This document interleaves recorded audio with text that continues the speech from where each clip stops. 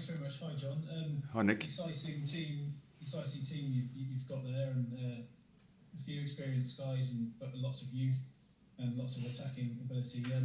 What are you most looking forward to seeing this weekend?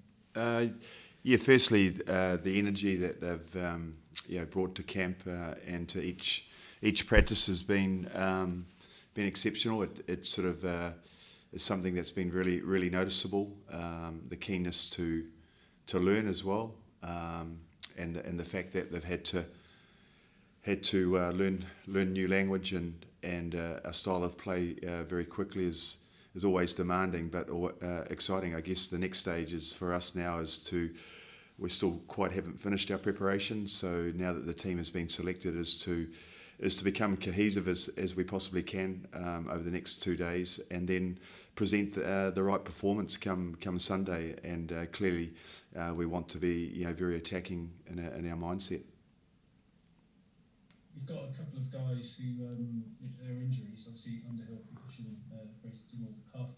Can you just give us an update on those? Are they serious or minor things? Unders will go through the HIA protocol. And Fraser's calf, we feel that will recover. But with calves, you've got to take your time. But the competition, in the preparation has been huge. Reputations really mean nothing. Talent means nothing. It's a matter of about how hard you're prepared to work, how much you're prepared to contribute to others. And I guess how much you're prepared to contribute to the team.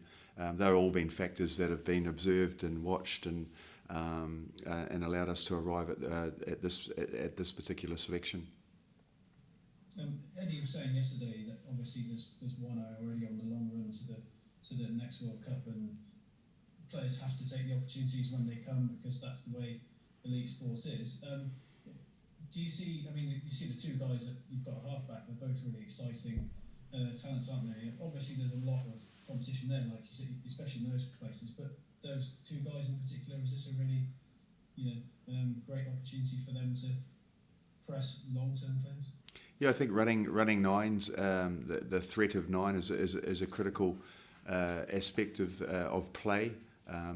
Both of them have that attribute, so that's exciting. Actually, all three have. With Mitch missing out, so we're very fortunate to have players with that skill set. So that is a huge bonus. I guess the timing of that run is down to their decision making, which they own.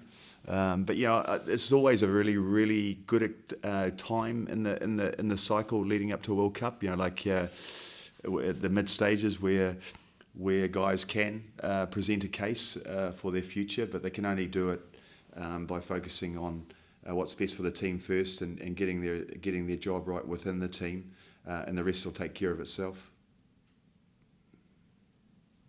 And just on you being head coach for this game, obviously Eddie said it'd be collaborative, but you must be delighted to be given that responsibility and privilege. Yes, firstly, it's a really good initiative by Eddie. I think that's the first thing I'd like to acknowledge. Two is that yes, coaching groups are about being collaborative. It's not one person's role, but a person has to be responsible. It allows, I guess, for myself to rekindle some of the juices that head coaching brings. It's certainly allowed me to keep my mind open about some of the facets that are part of head coaching, which has been fun to do. We've obviously been through the bulk of our work. Now we need to finalise the stages of our remainder of our week, and looking forward to this group giving it a crack. Thanks, Nick. Liam will finish up with you. Thanks. Thank you, Nick. John, just a bit of housekeeping. When was the last match you would have been a head coach for? Jeez, that's a really good question. I think the last match I coached was against the Bulls against the Jaguars in Pretoria at Loftus. What year was that? That would have been 2018 or 2017, one of those two. Probably 18. Okay, so what's it been like dusting off the cobwebs, having that responsibility? This Again, it's been a really good initiative by Eddie. Our coaching group is very collaborative anyway.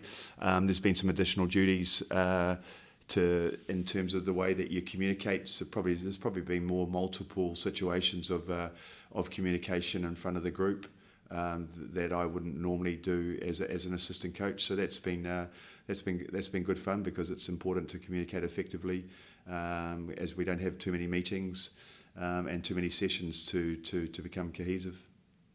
Okay, Eddie touched on what the demands are now expected of a test level lock these days.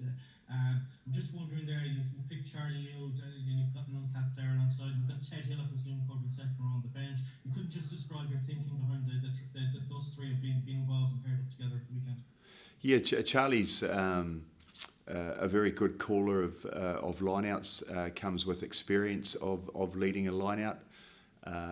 Harry is a very hard working, gritty, physical lock who enjoys the defensive parts of lineout as well as the attacking bit, but also gets around the field and does all the hard cleans and is dependable in defence. And then we've got Ted Hill, who's a very athletic young lock. Obviously, he has the ability to play six as well, but he's really ripped into his work since his squad selection. He's demonstrated real physicality and real desire outside of his set piece and his carry, and he's been rewarded selection. Thanks everyone.